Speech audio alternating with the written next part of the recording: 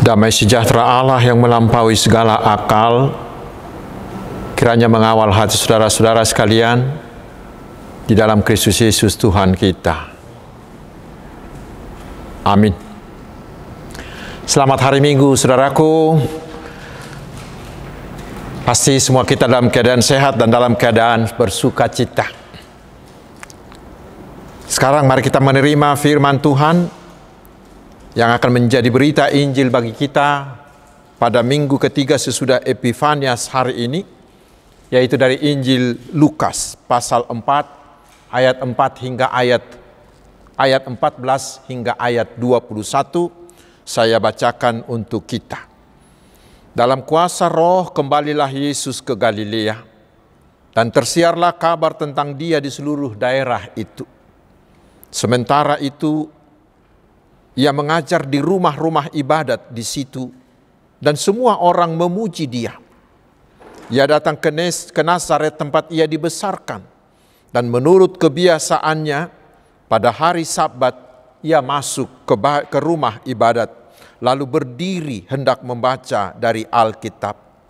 Kepadanya diberikan kitab Nabi Yesaya, dan setelah dibukanya Ia menemukan nats di mana ada tertulis, Roh Tuhan ada padaku, oleh sebab Ia telah mengurapi aku untuk menyampaikan kabar baik kepada orang-orang miskin, dan Ia telah mengutus aku untuk memberitakan pembebasan kepada orang-orang tawanan dan penglihatan bagi orang-orang buta, untuk membebaskan orang-orang yang tertindas, untuk memberitakan tahun rahmat Tuhan telah datang. Kemudian Ia menutup kitab itu, memberikannya kembali kepada pejabat, lalu duduk. Dan mata semua orang dalam rumah ibadat itu tertuju kepadanya.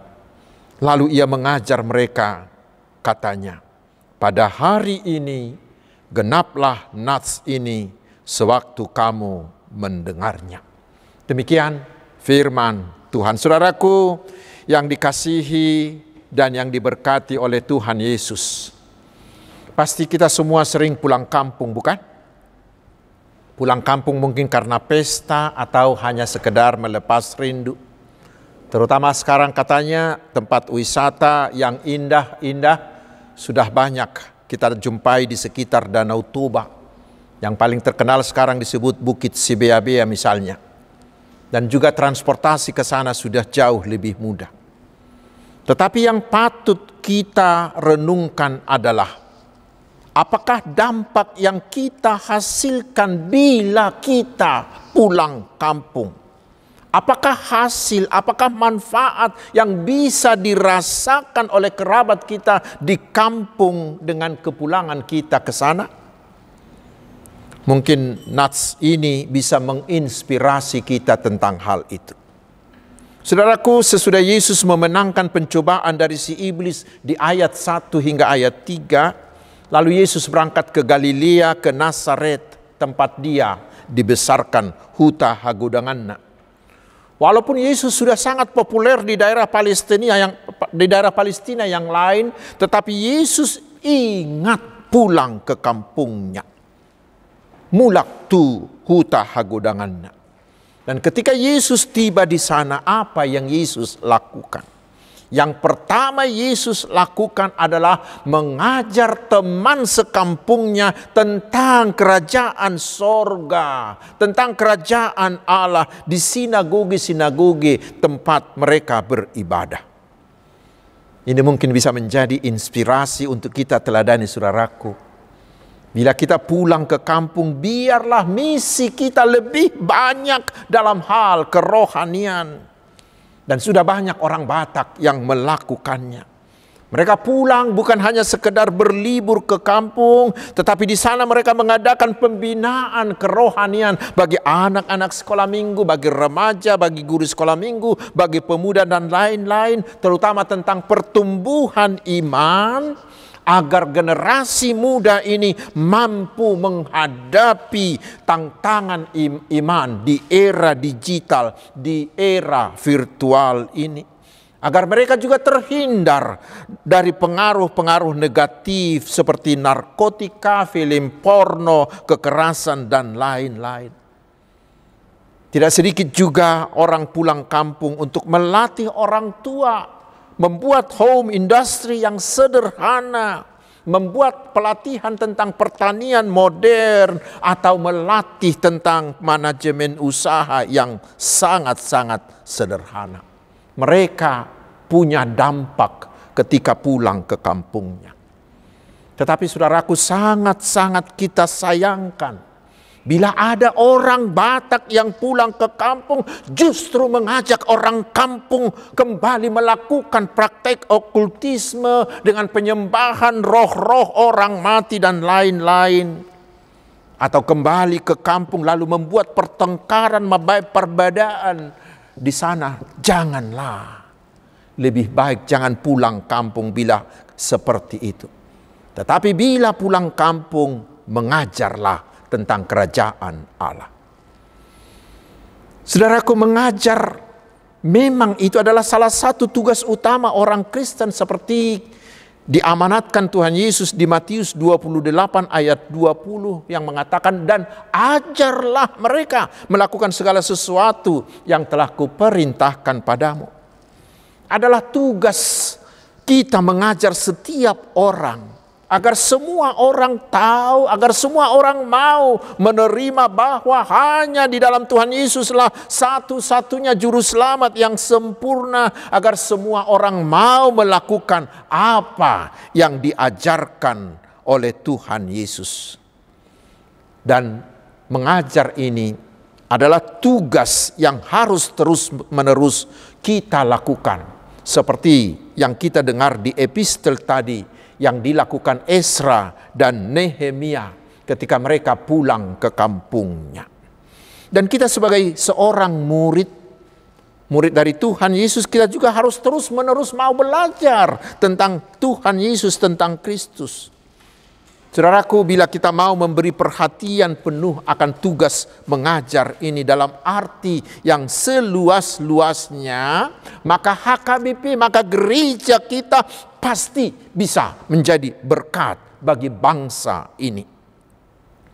Karena dengan pengajaran tersebut, budi pekerti dari anak-anak kita akan terus semakin baik.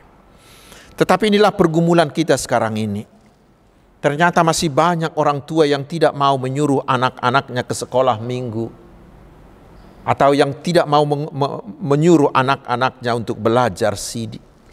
Padahal ketika kita membawa anak-anak itu ke pembaptisan kudus, kita sebagai orang tua berjanji bahwa kita akan mau mengajar dan menyuruh mereka belajar tentang firman Tuhan.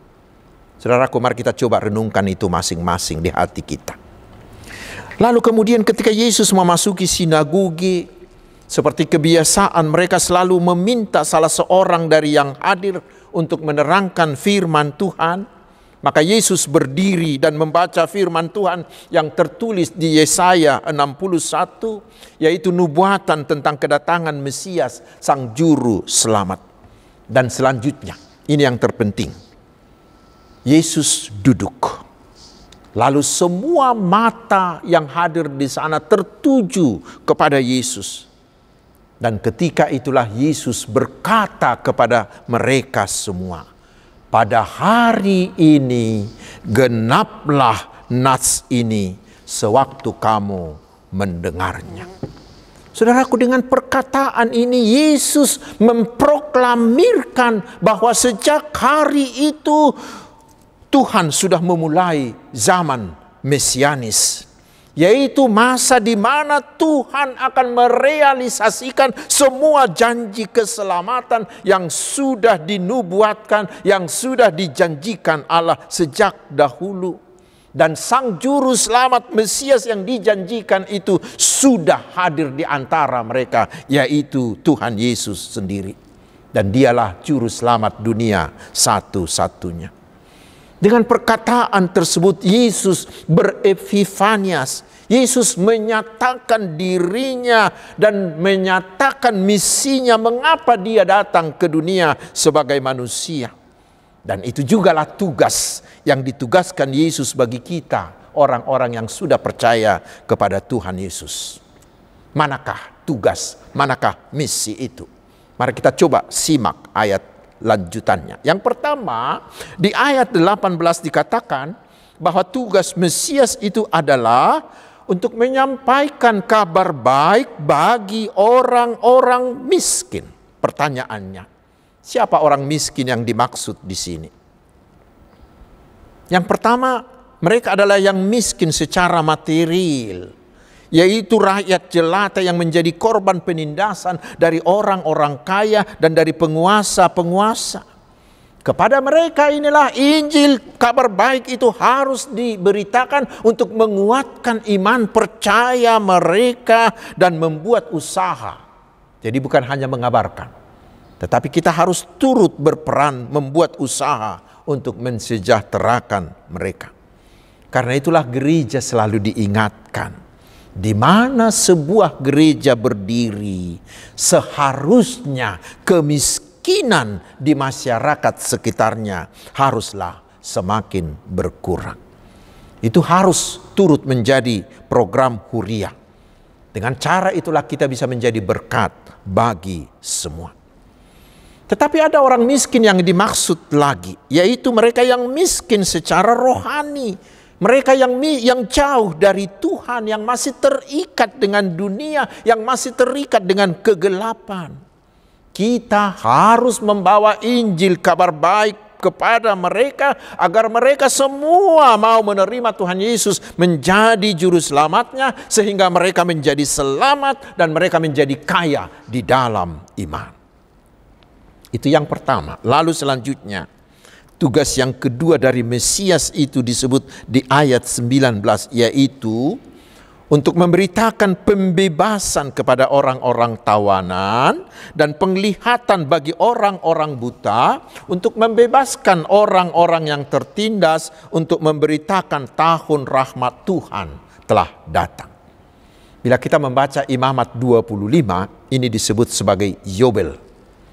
Di tahun Yobel, setiap orang yang berhutang, setiap orang yang tertawan, setiap orang yang menjadi budak karena hutang, semuanya dihapuskan dan dibebaskan menjadi manusia merdeka. Dan semua harta yang tergadai kepada sesamanya harus dikembalikan. Itulah yang dilakukan oleh Tuhan Yesus, bahkan lebih jauh lagi dari itu. Karena Tuhan Yesus melepaskan semua manusia yang tertawan oleh kuasa dosa. Setelah Tuhan Yesus menjadi manusia, Dia mau memberikan nyawanya sendiri menjadi tebusan atas hutang-hutang dosa manusia. Yesus mengembalikan harkat kemanusiaan manusia yang sudah dirampas oleh si iblis itu. Dan melalui kematian dan kebangkitannya, Tuhan Yesus mengembalikan semua manusia menjadi milik Allah. Di dalam Tuhan Yesus, bagi dunia telah tersedia keselamatan sempurna. Barang siapa yang mau menerima Dia menjadi Tuhan dan Juru Selamatnya, pasti dia diselamatkan. Pasti dia dibebaskan dari genggaman si iblis, dari hukuman dosa. Pasti dosa-dosanya sudah diampuni. Pasti dia akan menerima hidup kekal secara gratis. Karena itulah, mari saudaraku, semua kita mari menerima Dia. Tetapi saudaraku, itulah kemudian menjadi tugas kita. Menjadi tugas dari setiap orang yang sudah menerima Tuhan Yesus, yang percaya kepadanya, yaitu memberitakan kabar baik itu kepada semua orang yang belum mengenal Tuhan Yesus, agar mereka mau menerima, sehingga mereka juga menjadi selamat. Dan misi yang ketiga saudaraku, yaitu melakukan pemulihan bagi orang-orang buta, bagi orang-orang yang tertindas. Kita tahu bahwa penglihatan adalah sesuatu yang sangat-sangat kita perlukan. Karena bila penglihatan ini rusak, maka semuanya menjadi gelap, bukan? Di Matius 6 ayat 22 Tuhan Yesus mengatakan, mata adalah pelita tubuh. Jika matamu baik, teranglah seluruh tubuhmu. Tetapi sebaliknya,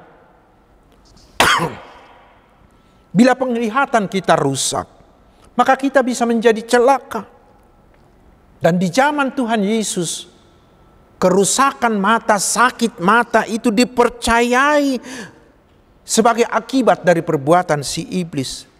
Sakit mata itu adalah karena kuasa iblis. Walaupun memang di Keluaran 23 ayat 8 dikatakan bahwa suap membuat mata menjadi buta dari orang-orang yang melihat. Karena itulah orang buta itu selalu dikucilkan dari pergaulan, dari masyarakat, karena dianggap sangat hina. Itulah di zaman Tuhan Yesus. Demikian juga dengan orang-orang yang tertindas. Ketika itu mereka dijajah oleh bangsa lain, dan di antara mereka sendiri sering terjadi penindasan sesama mereka. Orang yang kaya menindas orang yang miskin. Orang yang miskin itu sering kalah di pengadilan karena hakimnya disuap. Milik para janda, milik para yatim piatu sering dirampas oleh mereka, orang-orang kuat. Karena orang-orang miskin itu tidak punya pembela. Tetapi ketika Yesus melayani di dunia, Yesus memulihkan mereka. Yesus membela mereka. Karena itulah Yesus membuat berjalan orang yang lumpuh, orang yang buta menjadi melihat. Semua sakit penyakit disembuhkan, terutama yang dirasuki oleh roh-roh jahat. Yesus memberi perhatian yang sangat besar kepada mereka-mereka yang tertindas, kepada mereka yang mengalami penderitaan itu. Saudaraku, sahabat-sahabat Tuhan Yesus, itulah juga tugas yang diembankan oleh Tuhan Yesus bagi kita setiap orang yang percaya, yaitu agar kita mau memulihkan, agar kita mau menguatkan mereka-mereka yang sakit, yang tertindas. Misalkan dengan melakukan pengobatan gratis, membuka klinik huria, mendidik warga jemaat dan masyarakat tentang kesehatan, membantu biaya pengobatan mereka dan lain-lain. Tetapi yang terutama adalah menguatkan iman percaya mereka melalui taburan firman Tuhan dan mendoakan mereka. Kita juga sebagai orang percaya harus aktif membela mereka yang mengalami penindasan dalam hak ajasi, dalam ekonomi, dan juga mengalami penindasan secara hukum. Yang bisa kita lakukan misalnya dengan memperjuangkan hak-hak mereka. Huria bisa membuka badan bantuan hukum, atau dengan program penguatan masyarakat, penguatan di bidang ekonomi, di bidang hak asasi, di bidang hukum, dan lain-lain. Saudaraku, kita harus mau menjadi tangan Tuhan Yesus untuk melakukan semuanya itu di tempat dan di masa kita sekarang ini. Kita harus mau menjadi tangan Tuhan Yesus untuk mendatangkan shalom, sehingga menjadi nyata bagi semua orang bahwa Mesias, bahwa anak Allah, Sang Juru Selamat itu ada di antara mereka untuk menyelamatkan dan untuk mengasihi mereka. Selamat menjadi tangan Tuhan Yesus. Amin. Mari kita berdoa. Terima kasih Tuhan atas firman-Mu. Biarlah firman ini terus terngiang di hati kami, sehingga kami mau tekun melakukan tugas mengajarkan firman-Mu bagi semua orang, terutama bagi generasi muda. Sehingga kami semakin termotivasi menjadi alat di tangan-Mu untuk mendatangkan shalom bagi dunia ini, bagi mereka yang miskin secara materi dan rohani, bagi mereka yang tertawan, yang sakit, yang tertindas, sehingga semua orang bisa merasakan kehadiran-Mu sebagai Mesias Sang Juru Selamat di antara dan di dalam hidup mereka. Ya Tuhan Bapa yang Maha Baik, biarlah kami tetap bersuka cita menjalani hari-hari hidup kami karena percaya bahwa Engkau selalu ada untuk kami. Sehingga semua pekerjaan, semua usaha, bisnis, studi, dan pelayanan kami tetap berhasil dan berguna bagi banyak orang. Sehingga semua sakit penyakit kami menjadi sembuh, karena sukacita adalah obat yang terbaik. Dan keluarga kami juga tetap menjadi harmonis. Anak-anak kami juga tetap rajin belajar dan bersemangat.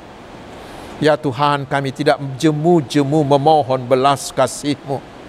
Tolonglah agar pandemi COVID ini segera berakhir dari antara kami. Dan kuatkanlah seluruh para medis dan semua pihak yang bertugas untuk itu. Kuatkan juga Bapak Presiden kami dan semua jajarannya, agar semua usaha pemulihan ekonomi bangsa ini berjalan dengan sukses. Berkatilah ya Bapa gereja-Mu, berkati hamba-hamba-Mu, berkati semua penginjil-penginjil-Mu, berkati semua umat-Mu, sehingga kami bisa menjadi berkat, menjadi garam, menjadi terang bagi bangsa ini. Dan nama-Mu semakin masyhur, dan seluruh bangsa ini memuliakan-Mu. Terpujilah nama-Mu yang agung, yang Alfa dan Omega. Di dalam nama Tuhan Yesus Kristus kami berdoa. Amin.